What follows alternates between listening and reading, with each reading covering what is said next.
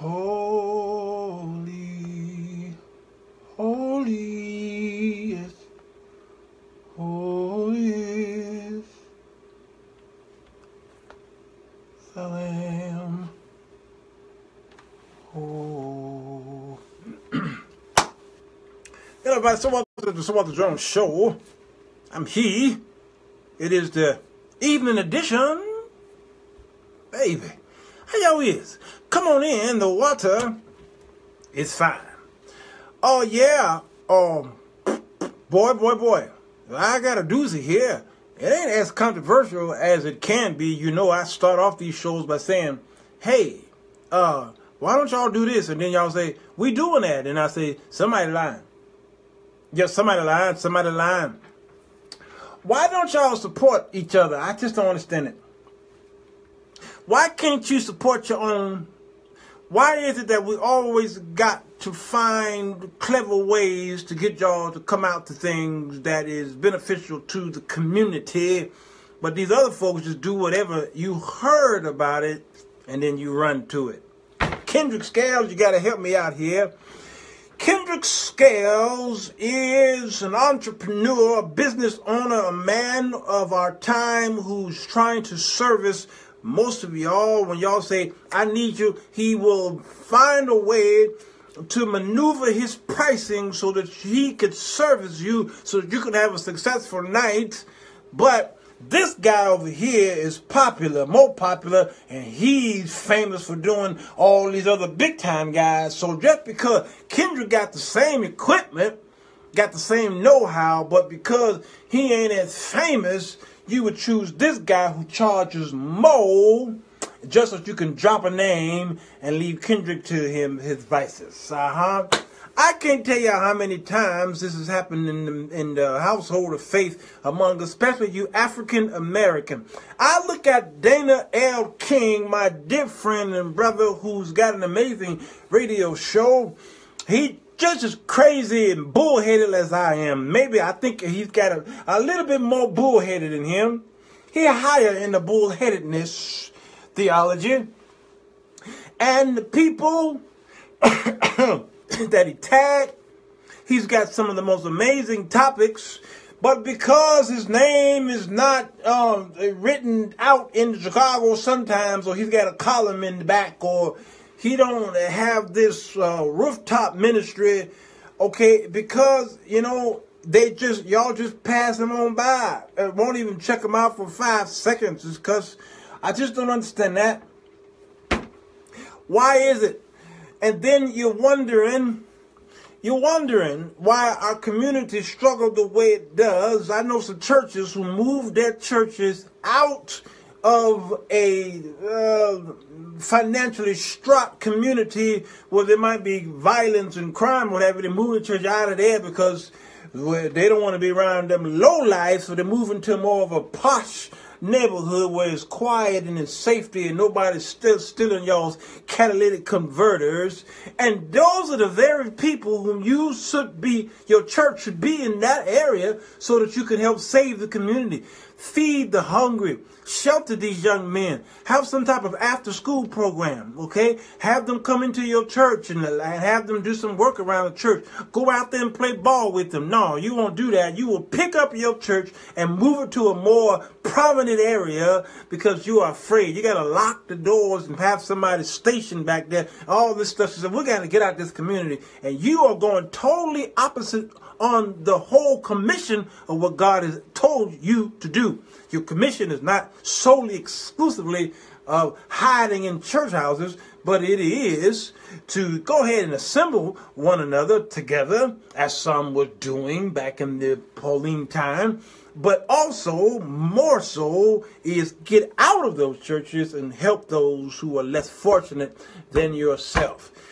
Oh, y'all crying about Black Wall Street, and we need Black Wall Street, you know, like they did in Tulsa. We need to be able to produce stuff. We need to be able to put up banks and stores and tailor shops and open up hospitals and clinics and give birth to lawyers and doctors and nurses and blue collar and white collar workers, and we have all things common. Everybody want to do that, but nobody want to support nobody because you telling us that our prices are too high. So some of us have to set our prices high enough because the Walmart opened up the street. And to some of y'all, you would pass by the African American shops to go to the Walmart. You got to get in your car, and as soon as you go, that's $2 in gas right there. And then you got to drive all the way down the way to go to the Walmart, and you passed up all those beautiful African American shops. I know it ain't a whole bunch of them because in our neighborhoods, the Asians are there and the Jews are there, the Hispanics are there, and we only got 1 or 2 shops, if we got that many. Ain't that a shame? That don't happen in the Asian community, do it? No. Go up and down Pilsen, the neighborhood of Pilsen here in Chicago on the southwest side, and you will see Asian. I meant to say Hispanic after Hispanic after Hispanic after Hispanic, next door to next door to next door to next door to in their own community. Go down there to Chinatown and you see Asian. Go down there to Skokie, Illinois, and you will see Hebrew. Go to Roseland, you'll see Asian, Hebrew, Hispanic, Indian. And then we don't know what this is, and let's see, vacant church, Asian. Okay, where the black business at? Oh, let's see, there's a barbecue shop right here.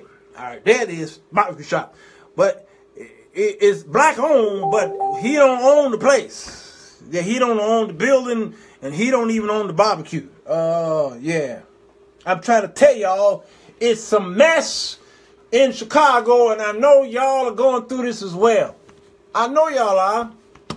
I know. Should I read this out loud? What? What are you saying here? Should I read it out loud? I mean, Shanti, you sending me something?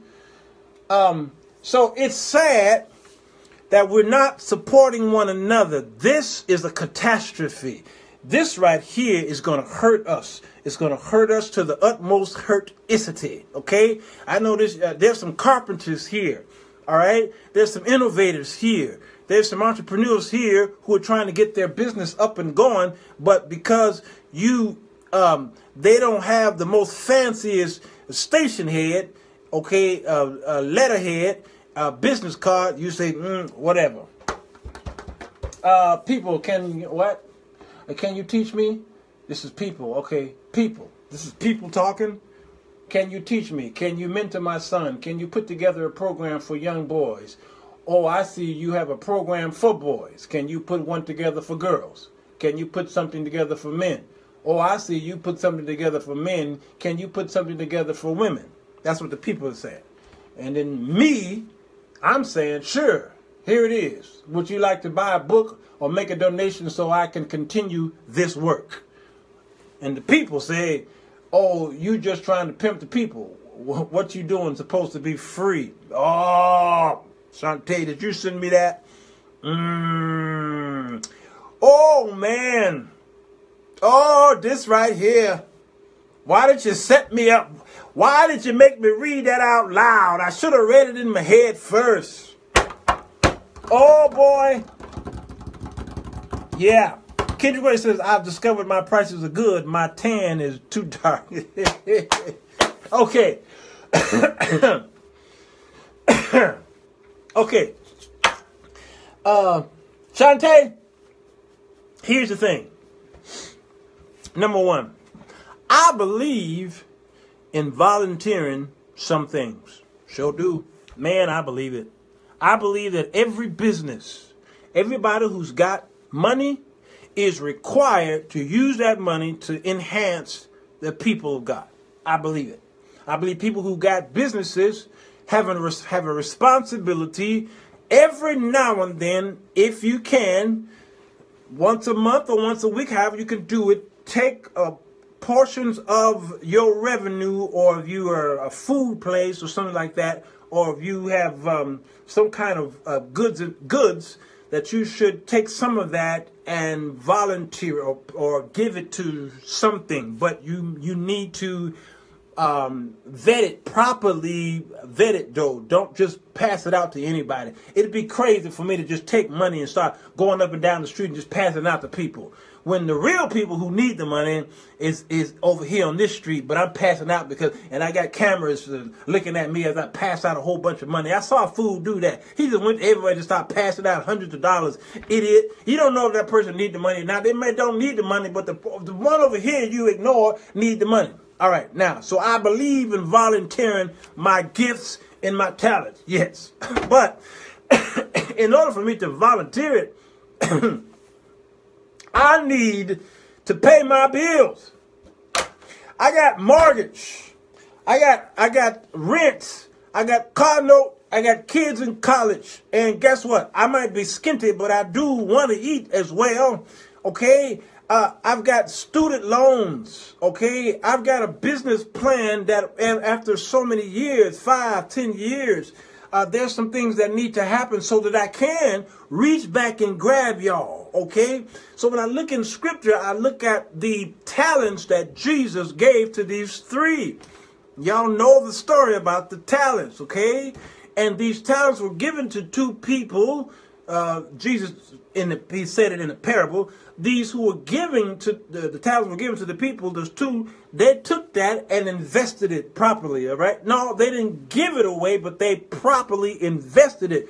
The one guy, he buried it. No, I believe in what? Pro bono and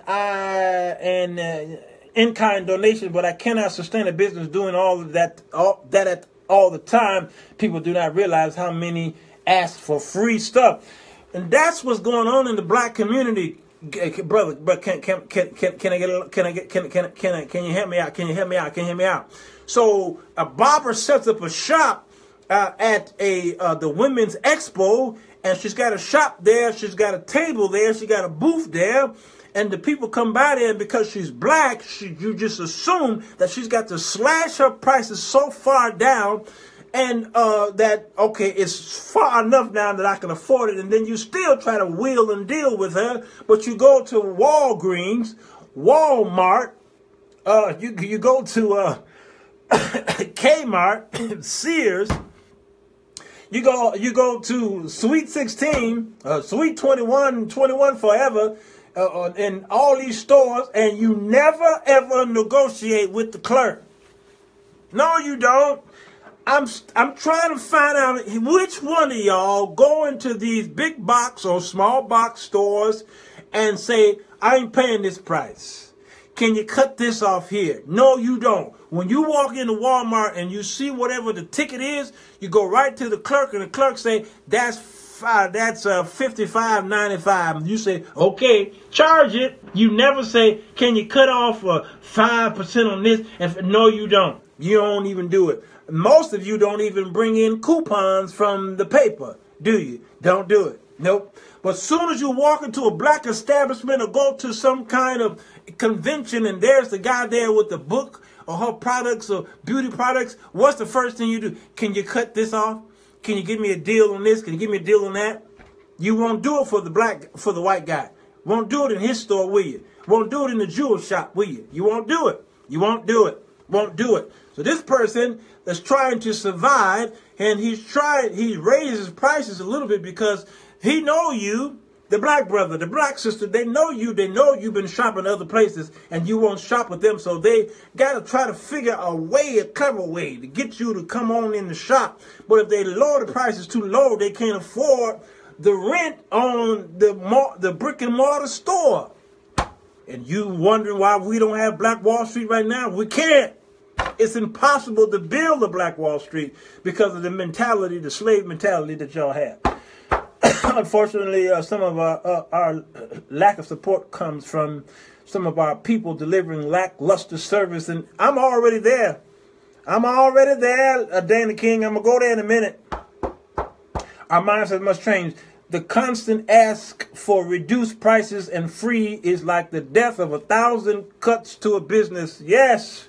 Warren Johnson says, I support my own. When the service is not up to par, I quickly call the manager in charge and report my displeasure. Ooh, let me talk about that too, Warren. White folks offer us lackluster service all the time. Come on, Walmart is just one example. Shantae and Dana King is going at it right here. Let's focus on that. Okay, let's focus on that. Warren Johnson, again, he says, I support my own when the service is not up to par. I think it is a shame if you walk into a black business and you're not getting the proper service, that you ignore it because they are black. Don't give them a free card because they're black and their service is horrible. Don't do it. Y'all need to talk to Noreen Jackson. Noreen Jackson is my business partner, and she's a tough cookie. Black Business Review. You go to Black Business Review on Facebook. She's my tough business partner. And this chick don't let nobody get away with nothing. Okay? Here's a great... I always love to support black businesses. This is Millie's, okay? This stuff right here will bless your socks off. Sweet and tasty. They got another one. This is the barbecue sauce. There's some good stuff. I love this stuff here. But let me tell you something. When I ordered Millie's blessed me. They sent me some free samples because I like to support black businesses. And I'm telling you, I poured this on my chicken, and I was never the same after that. I was growing feathers and all kind of stuff. I mean, it's just amazing. But let me tell you, if Millie's was not good to my taste bud, hey, Millie. Is this Millie? Millie. Not Libby. Libby on the table. Yeah, I remember that commercial. I don't want to talk to Libby. That's them white people. I'm going to talk to Millie. Yes. I'll hold. It's music. They playing Beyonce. It's black on. Hello? Millie. Let me tell you something. The sauce was actually pretty decent on my chicken, but when I put it on the steak, it wasn't as great. Nah, wasn't that good. So what you might want to do is take out some of the lumps. My lumps. Take out some of the lumps. Yeah, there's too much lumps in there. If you could just go back and try and redo the ingredient, I think you can have a greater product. I'm just letting you know as a concerned customer, because if I don't like it, and I got 600 people who got my same taste buds, they may not like it. Change the ingredient on this, or go and do a taste tester thing. Have about 20 people in a room, and then you can really, I'm trying to tell y'all, this is what white folks do. This what white folks be doing. Why can't we help Millie's out? Now, let me tell y'all, Millie's is really good. That was just an example, all right? Don't be talking about some Millie. Your stuff is not, Millie's is good. Just an example, all right? Why don't you tell the people, listen, your product is not up to par. Noreen Jackson would tell them, it's not up to par.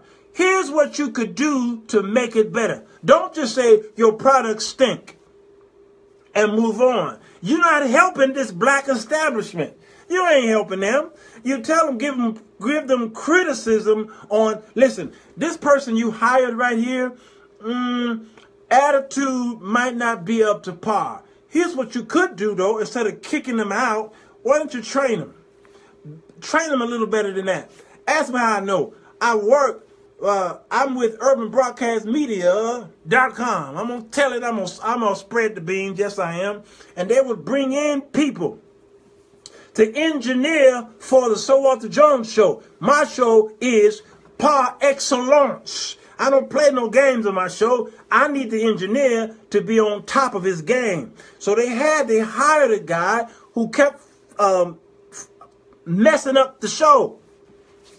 Wouldn't play my bumpers right, and then would cut the mic off on and go to commercial premature, and then wouldn't follow the script that I gave him. I said, I can't do this. I can't take this anymore. All right? And so they was hearing it. So I started complaining to management. Listen, the guy you brought in here is screwing up my show. My show is top notch. You can't bring in someone. It's messing up my brand. And they says, okay, we're gonna have to do something. And one day I came in there and the man was gone. He was gone. They fired him.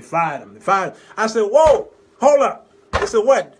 Why'd you fire him? Well, because he messing up your show. I said, I didn't tell you that to fire him. I told you that so that you can properly train the man. You see, that's the problem with the black businesses. You're quick to fire someone, but then you're complaining because the white man fired you. All right? But we're supposed to be trying to help each other. So if this is a black-owned business and 99.99% of the people here, they're black, you should be trying to help these people out and not just firing them because they mess up something. So go back out there and bring that man in here, and I will train him myself. And so they did. They rehired him at my beck and call. And then I says, bring him back on the show, and I'm going to be hard on him, but I'm going to train him. And I did. Right there on the air, I would train him and teach him how to do this and do that. And he became a great engineer. All right, so don't fire him. You bring him in, and then you say, listen, you can't work here over here, but we're going to keep you in the business and put you over here. We may have to demote you until you can get good training from us, or send him to school. All right? Send him to school and find a way to pay for it. Yes. Yep. Y'all like, huh? Yes. White folks do it all the time. I don't understand that. You are churches out there. Y'all should be doing it too. You complaining because the musician can't play? Well, don't fire him. Send him to Juilliard. Send him to Ed Showers. Or send him to those brothers here in Chicago. Send them to these little schools. Sit down with them. Go over there to. There's so many places in Chicago where you can send him so that he can get his training, and then you bring him back into the church and hire the brother. That's how you do it. Somebody's inadequate, train him up. But what you do, you're going to go out there and get somebody who's going to charge you much more. When this guy, all you had to do was be patient, wait another 30, 60 days in good training, and this person will be up to par. I know I'm messing up. I almost cussed Cedric. I'm sorry I did. You know, what y'all saying? I don't excuse anyone, period. I report them. Call management and Google review. Yes, I know. Today, I haven't talked to you since last year. Can you buy my product? Me. Do you have a link? Something to preview? Come on, Shantae. The problem with us church folks and the impact it has on us folks as a whole, salvation is free because Jesus paid it all. But everything else, we need to pay for it. I'm in business also, Kendrick, and it ain't just church folks looking for the hookup. Just went through this. Okay, Art Lewis. Thank you, Cedric. The Franklin brothers. Not only the Franklin brothers, and also, what's the brother, the bass player, who's got a school on the south side. What's his name? The jazz bass player, who's got a school right here on the south side, Cedric. What is his name? Lord have mercy. Yeah, Diane, I almost slipped up. Okay? It's really a shame. These people, they're working hard, all right? People are working hard, trying to make ends meet in this Trump economy.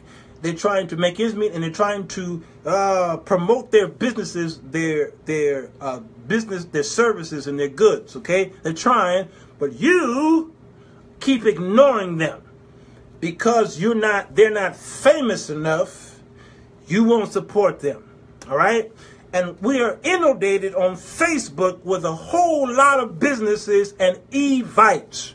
Everybody is inviting you to everything. So we're inundated with invites, whether it's in the email, through autoresponders, MailChimp, and all these places, or whether it's through a Facebook invite, or whether it's through a Facebook group. Everybody got a business. I set up my business, Generational Wealth for African Americans, my group that is, so that people can come there and talk about their businesses. Go to Black Business Review. People can talk about their businesses, all right? They're out there for us to expose each other, and I am doing my part. I got too many books here where people sent me their books for free for me to read them, and then I do a show, and then you buy the book. People have bought millies because I promoted millies. People send me their CDs, and I listen to the CD. If I like it, I tell people buy the CD, and people download the CDs. Why? Because Sir Walter Jones says support the product. Come on. It's too many things here in this house. I got a whole lot of free stuff in this house. Why? Because I believe in supporting people who's got stuff. I want you to support me. You watching the Sir Walter Jones show right now. Okay? There's a support there. Some of y'all said, well, how do you make your money? None of your business, number one. Number two, I got a PayPal account, and people, when they hear a good word, they send me money. Yes. Every now and then I check it, and there's money sitting in my account. I don't get no notifications. It just be sitting up in there. And sometimes I say, oh, wow, I need to check this more often. PayPal.me, Sir Walter. I've got hundreds of shows on YouTube and Facebook and on Spreaker and what have you. And I put that link in the comment section and ignore it. And before you know it, people says, that show September 4th, 2016, bless my soul, and they go ahead and send me money. So that's one way that I do make my money, by doing these things. Y'all say, why do you do this for free? I don't do it for free. I don't do these shows for free. No. I do them, and it is enhancing the lives of thousands of people. I got inbox messages and email messages from so many people from around the world that says, I listened to your show, I took notes, and it has changed my life. It ain't for free. It ain't for free. Oh, man, y'all typing. Thank you, Manson. Mike Manson, Lavelle, thank you.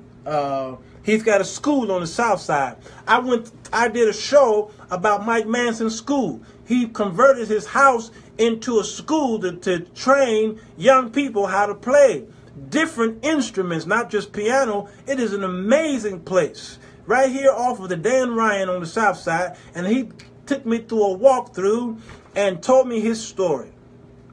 That place is amazing, and it is birthing some of the greatest musicians in Chicago right now. Michael Manson. And he traveled with George Duke for many years, and he's done many projects on his own. Go to iTunes and type in Michael Manson and hear his amazing music, okay? But he's a humble young man who's training and giving back to the community what God has given him, all right? It ain't free. His school ain't free. But he's still giving it back because he does give a lot of introductory free classes for people who want them. He do it all the time. It's working for him. These shows I do for free. But I don't tell y'all what I'm doing in the back door, though. You're not privy to that. Or there's a back door class of people who have to pay for Sir Walter Jones's services. The phone rang, and I get in my car and go for paid services, you see. So I'm doing what I'm telling y'all to do. Get paid for your services, number one, but also give back to the community. I'm doing them both, and God continues to pour back into me. You should be doing that. That's how you succeed. You should be well-rounded. But we're not supporting each other, not understanding that. Beyonce and her husband love y'all, especially during tax season, because they puts on this concert. They're on tour during this season right now, and the tickets here are $100, $200, $300. I think the highest ticket is $8,000 here at the United Center, and guess what? That place is going to be filled to the brim. Guess who's going to make some money that night too? Me. I'm going to fire up that Ford Fusion, and I'm going to go down there, and I'm going to take a few people down there through Uber, and then I'm going to wait around after the concert and pick up a few people and take them home. Me, I'm going to make some money. You should always be thinking about how I'm going to make some money. Yes, you should. Now I'm going this route. Can I go this route right here? Monday through Friday, you should be thinking, how can I make some money? Y'all, Richard, I'm trying to tell him, man. I'm trying to tell y'all, you should be thinking to yourself, Monday through Friday, how can I make some money? Every time I wake up, and then by the time I go to bed, I think to myself, did I make any money today? Y'all never heard me say this, did you? Nope. You probably never hear me say it again. Maybe you will. I don't know if you in my circle. But when I'm with my circle of money-making friends, we sit down and talk about how did we make money today. That's when you're in a business mindset. For those of you not in a business mindset, then you're thinking about consuming. Watch this. Many of y'all have friends who are consuming friends. Oh, man. Some of you have friends who are producing friends. Some of you have friends who you take from them, or you are the friend who give to them. Okay. Let me break down all of this scenario here. All right. If every day you are a part of a pool of consuming friends, you need to change your friends. Oh, man. Oh, Shola, help me out. When I leave my house from Monday to Friday, I go and hang out with producing friends. They are producers. They are intelligent people. Okay? They are investors. They are teachers. Okay? They are inspirers. They are the people who empower people. Okay? These people, I hang with them. I always got my face in a book, because these same people read a book a week. Or I don't think y'all getting this. I don't think y'all understanding this. Whenever I talk to wealthy people, they all say the same thing. We read all the time. If I never see y'all going to book launches, there's a problem. If I never see y'all in the bookstore, there's a problem. If I never see you on Amazon ordering a book, there's a problem. If I go to your house and there is no library in your house, I'm not talking about something you got to have a room designated for library. I mean, there is a place, there is a spot, there is a hole, there is a floor where all your books are, and there are no books. You are not my friend. No, I hang out with those people who always got their face in a book, or they're on the internet because they are Google searching information. Do you not know that the #1 item for sale on the internet is information? The #1 item for sale on the internet is information. People make good money selling information, although information is free. Almost everything that you can acquire knowledge-wise in life, you get it for free. But when you go online, there's a whole lot of us selling that information, and it is the #1 item for sale. Oh, I don't think y'all get it. That's why membership sites are so popular among us producers. The membership site. Time Life magazine. They have infomercials that says 200 songs for $59.95. You can find all those songs for free on YouTube. But because we took it and put it in a package, it's easier for you to just buy them all in one-stop shop. And Time Life has been making my killing ever since. Since the 70s, they've been doing that. 81% of education happens online. Go ahead, Shantae, you better teach this lesson with me. So every day, Monday through Friday, I hang out with producers. By the time I go to bed tonight, I'm looking at my list. and I'm checking it twice. And I look at my calendar and say, all right, did I make any money today? You're like, really? Yes. Here's the thing. I may not have had money handed to me today, but I did something where money is coming to me tomorrow. Money is coming to me by the weekend. Money is coming to me maybe 6 months from now. But I did something today that made me money. And by the time I go to bed and I realize I didn't make any money, I've got to make that money up tomorrow. I know I said Monday through Friday, but Saturday and Sunday I think the same thing, because a good entrepreneur every day thinks about, did I make any money today? Yes. Even on the Sunday, I make money. Okay? I don't think y'all getting this. Shola, I don't think they're getting this. Reading is fundamental to success. Kendrick, I think you're getting this. If you are just a consumer and your friends are just consumers, you need new friends. I'm trying to tell you, you are hanging around too many consumers. Here's what your consumer friends say. Did you see that sale today? Did you check the sales paper? Did you see what I got from Amazon?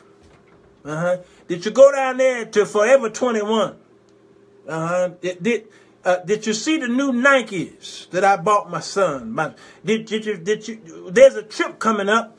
There's Walt Disney's got this sale, and they every time they open their mouth, it has something to do with money going out of their pockets. Every time they open their mouth, it's something that they need or they already bought. Yes.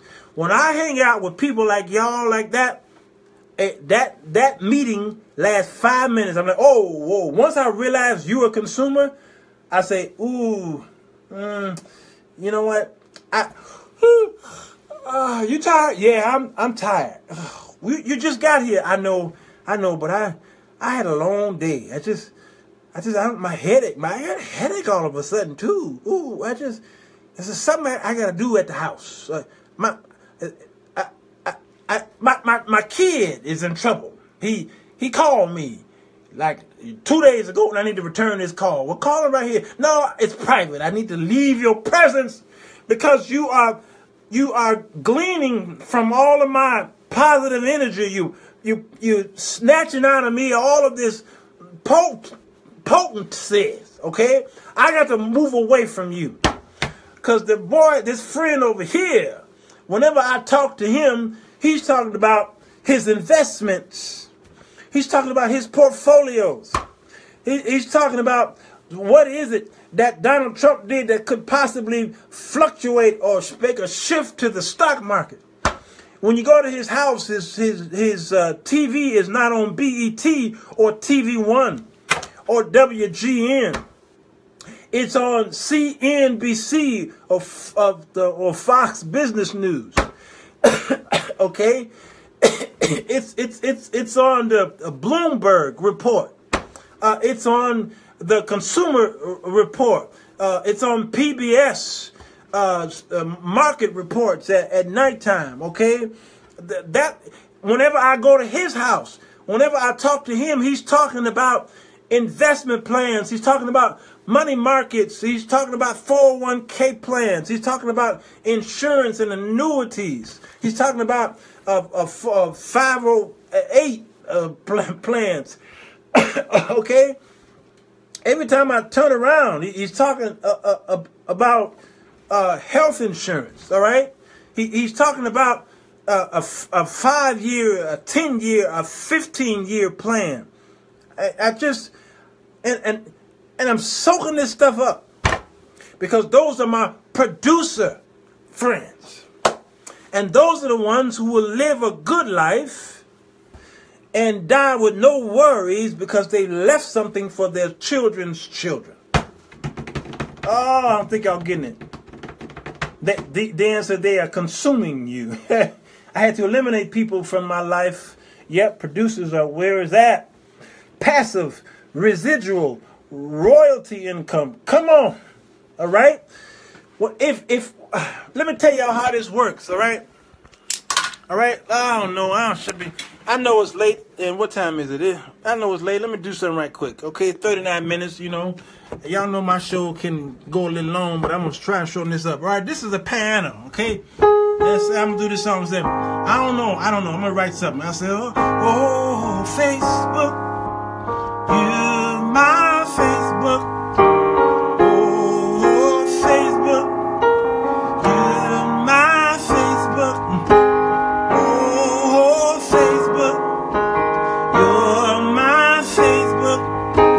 Oh, Facebook, you're my Facebook. You're like, wow, that's corny. Sure is. It is the corniest, most corniest song I've ever written in my entire life.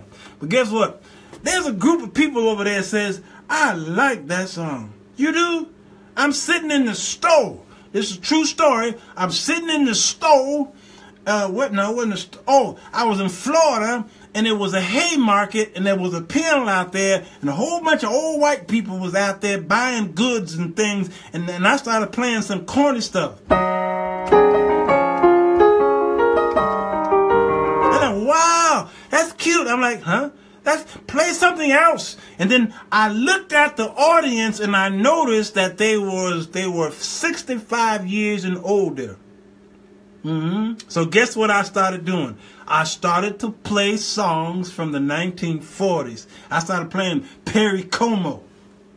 I started playing Nat King Cole. Unforgettable, that's who you are. Okay, and I started finding all of the greats from their era. And before you knew it, it was about 50 people surrounding me. I said, ooh, here it is. I started playing George Gershwin stuff.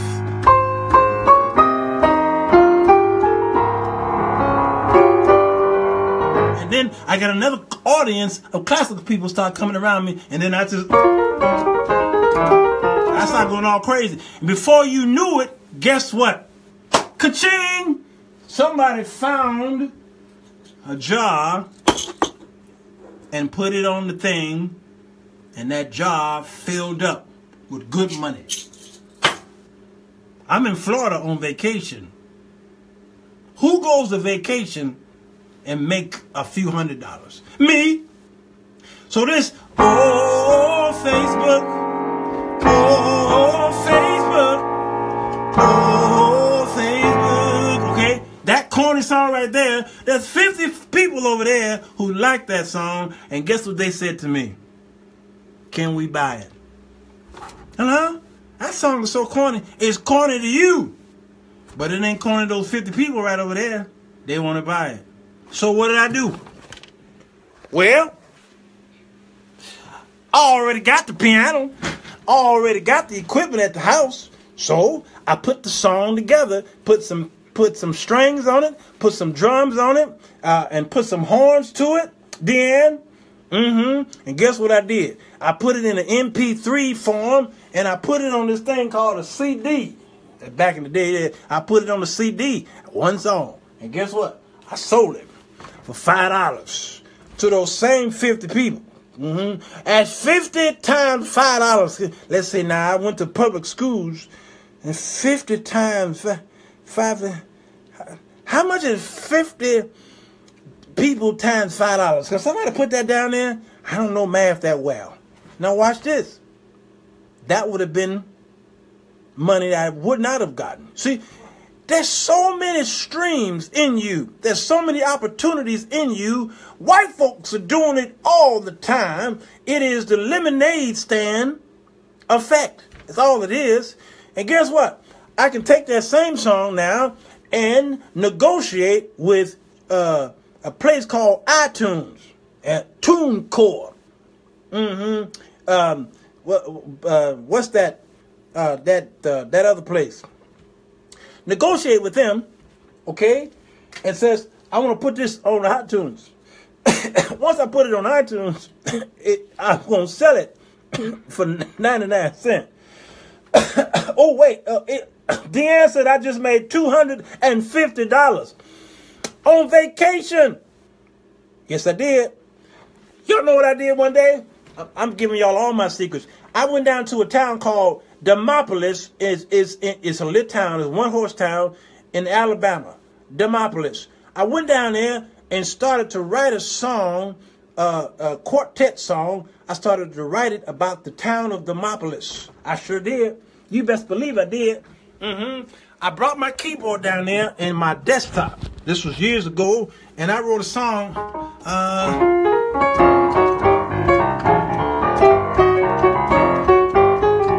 Demopolis. Oh, Demopolis. Demopolis. It was corny. And then I started to talking about the town and its history and the people. And then when I got through with it, I put some strings and some, and I told the guy, sing background. He started singing background, okay? And then I mixed it on my my IBM desktop. I sure did. And put it on a cassette tape. Oh, man, I wish I had it in front of me. I put it, it's in my house. I put it on a cassette. You see how dusty that is? I put it on a cassette tape. Sure did. And then, what did I do?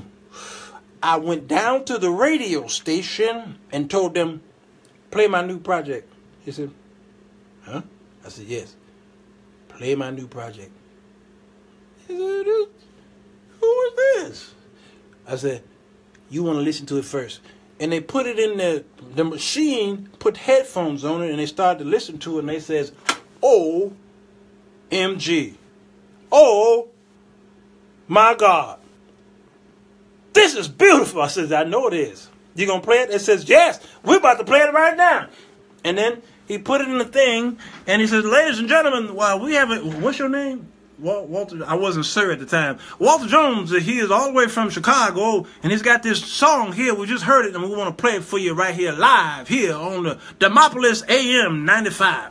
And he said, now go in the car so you can hear it. I went in my car, and there it was. Demopolis, Demopolis, okay?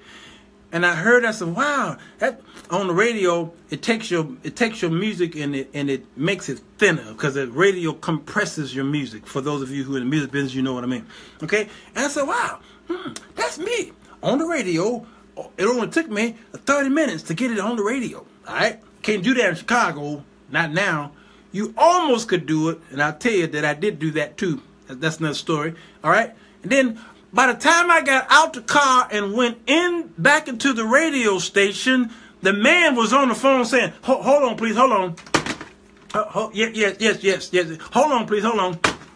Yes, it's a new song. Please hold on. Please hold on. His name is Walter Jones. Hold on. Yes, we can play it again if you want to, ma'am. Yes, hold on. Phones had rang off the hook. They said, Miss, what label is it on? I said, ain't no label. I said, well, where can we buy it? What store? It ain't in the store. They said, well, then what? Is this your only copy? I said, yes. They said, well, what studio did you record that in? At Bojangles' house. I was visiting Bojangles from Chicago. You Miss Bojangles? Yes. She got recording equipment? I said, no. It was on my old IBM from 1995. That computer, that one. And do you understand that my phone was blown off the hook, man? You got a hit on your head. I said, I know. Yes. Stream. Another stream. You best believe I was about to make some money on that project right there. Okay, now what I had to do though, I had to hurry up and get that sucker copywritten. They didn't know I had just wrote that sucker. So what I had to do, I had to go down to the library and get a form and copyright the sucker. Because if they had found out, anyway, I still could have got away with it. All right? When I got to Chicago, it turned out to be the #1 song in Demopolis for the next, 30 days. I had a big hit in Demopolis. Y'all didn't know that. In 1998 it was. Sure enough, happened again here in Chicago. I did the same thing. Went down into WGCI. Jackie Hasselrig was on the air. And I walked my CD in WGCI. Michigan Avenue, when you can park downtown back then. There's so many streams of income.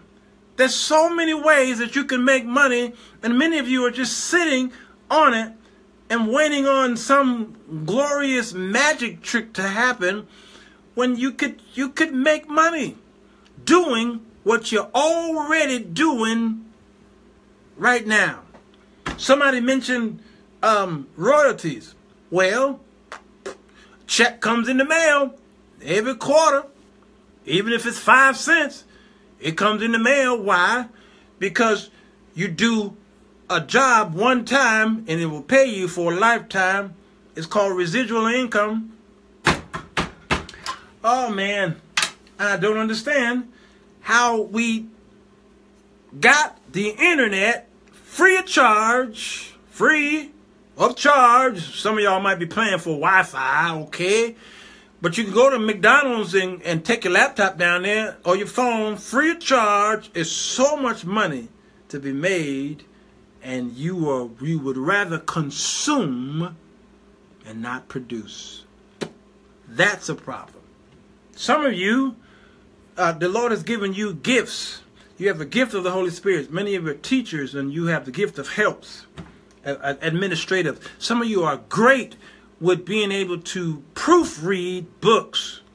I don't understand what y'all are proofreaders. You're excellent in language. You are good in English, and you're good in comprehension.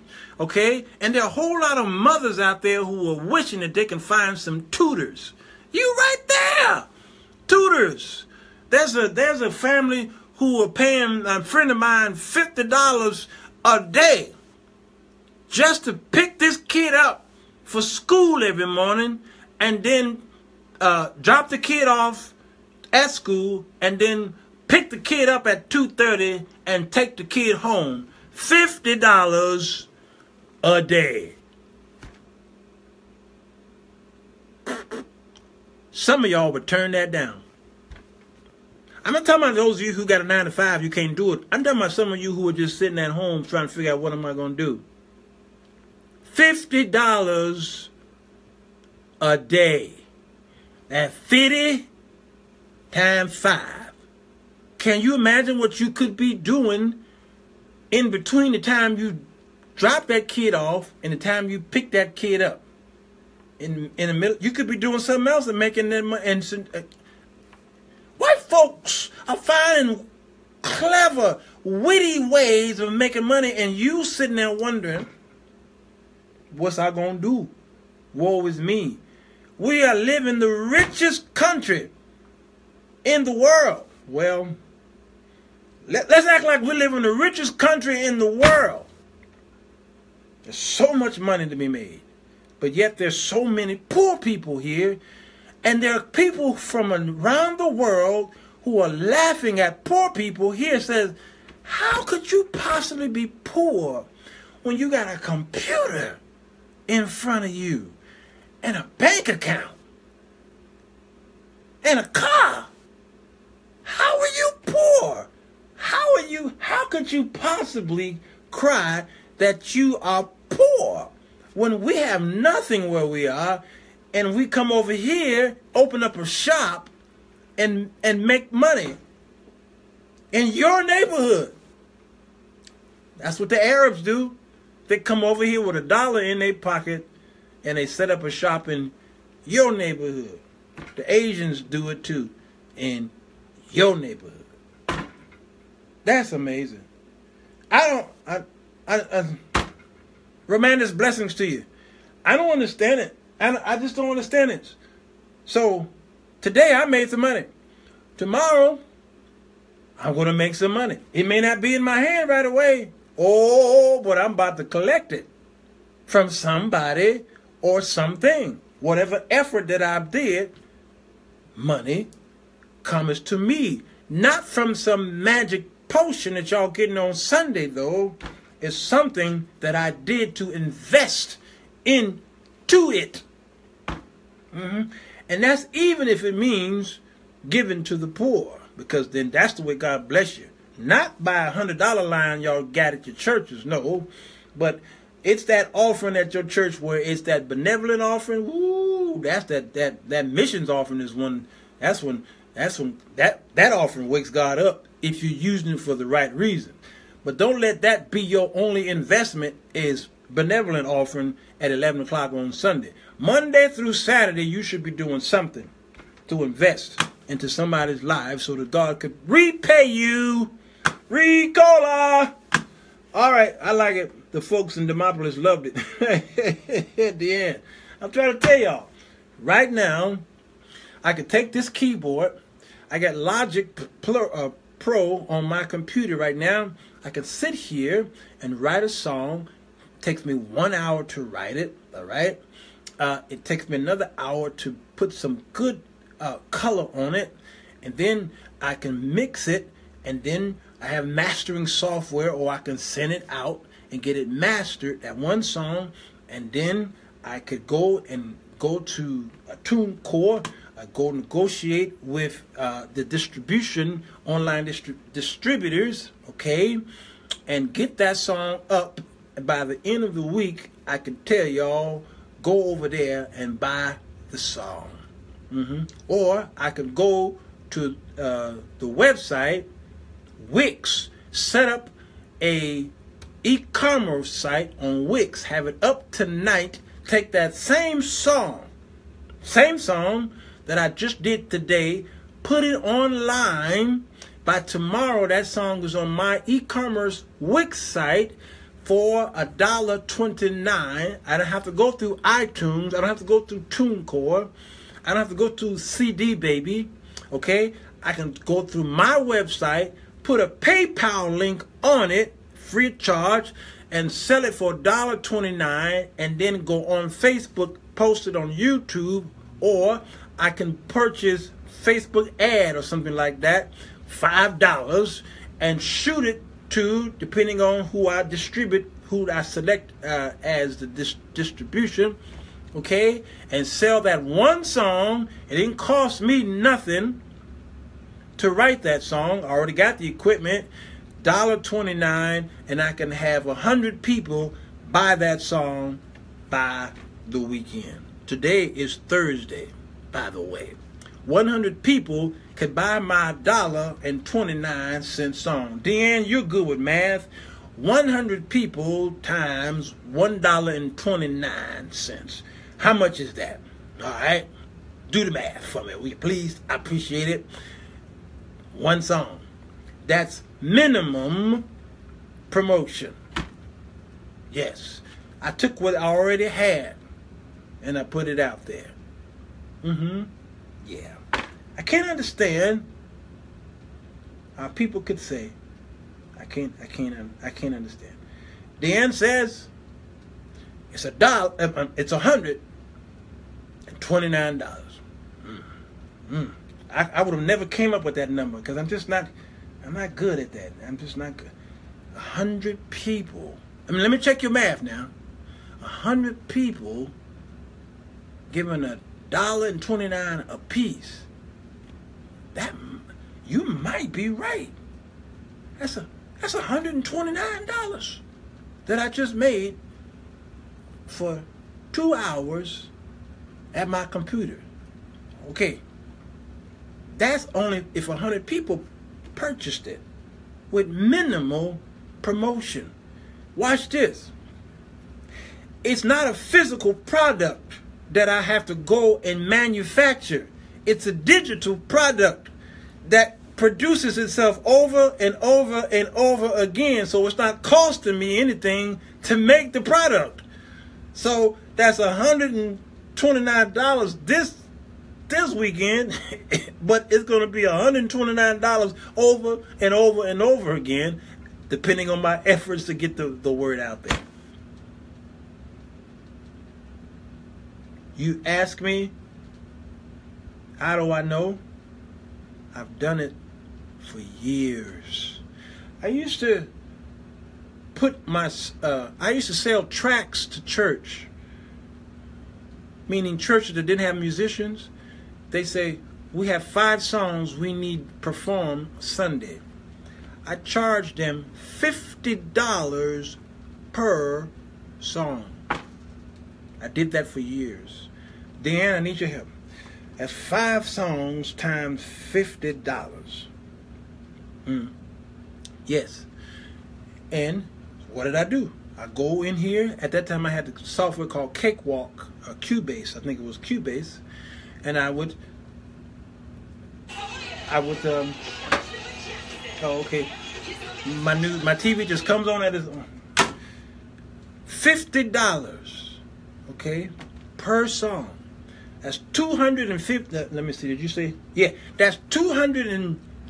I'm getting smarter because Deanne is. I couldn't wait on her, and I almost gave the right answer. $250 that I made. I didn't have to show up for the service. I took the 5 songs. It took me a couple hours because I'm a perfectionist, and I just played those songs. And I says, $250, please. And they gave me $250. I did that every week. That was for one church, but there were several churches who needed tracks. So you ask me, how do you know? I did it for many years. A guy like me is always thinking about, how can I make money? What about you? Do you think about that? I know y'all got 9 to 5s. You could go to work one day and a pink slip can come slipping on your desk. What's your backup plan? You have an investment? What's your plan? You got a plan B?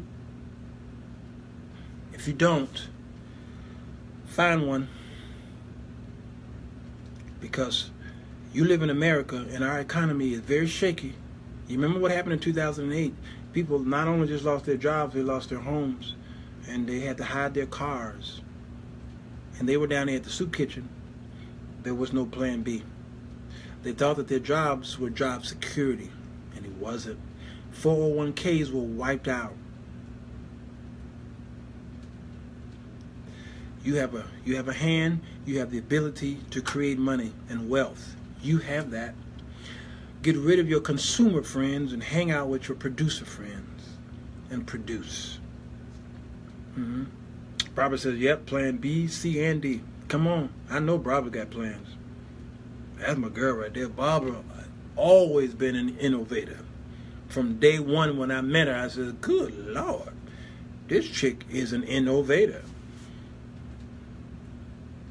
Hung out in, I don't know, should I tell that? She wasn't in America for the past, well, last week she wasn't in America. She was somewhere across seas. Maybe I can't tell. She can tell y'all where she was, but she wasn't in America. She was in a place I would wish I could visit. I don't know if I would ever go over there.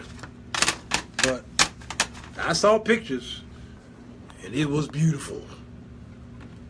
And she wasn't in no hurry to come back home. I don't know what the problem is. Yeah, people, there's a lot of money to be made in America, and it's waiting for you to get your hands on it. Don't let guys like me do all the hustling. Those Jamaicans, y'all talk about them all you want to, but them Jamaicans, boy, they be out there hustling. 2 and 3 and 4 jobs, man, and y'all talking about them? Please. Go to my church. Them Jamaicans got money. You hear me? I did a Bible study at our church, and I talked about finances. And the Jamaicans pulled me to the side and started telling me how much money that they got saved. They told me some stuff that blew my mind. They said, you Americans, I don't understand that.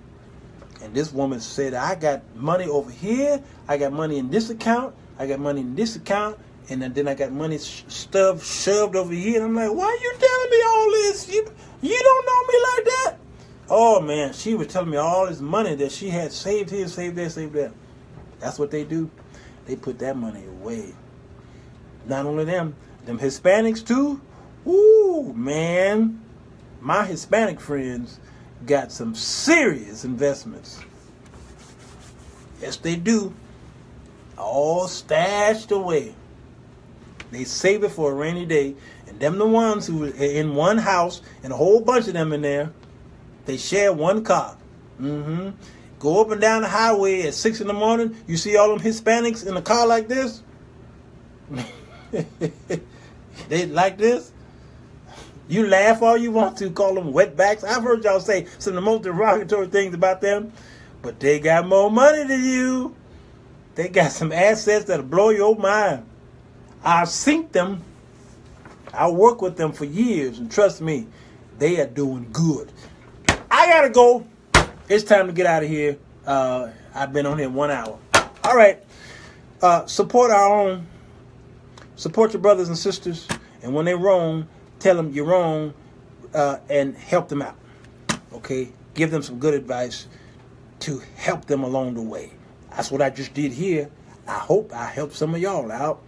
Rewind this tape and go back and find out how you could make some extra money. Go to GWAA, my Facebook group, Generational Wealth for African Americans. Go down that list and look at many of the things that we've done to make money.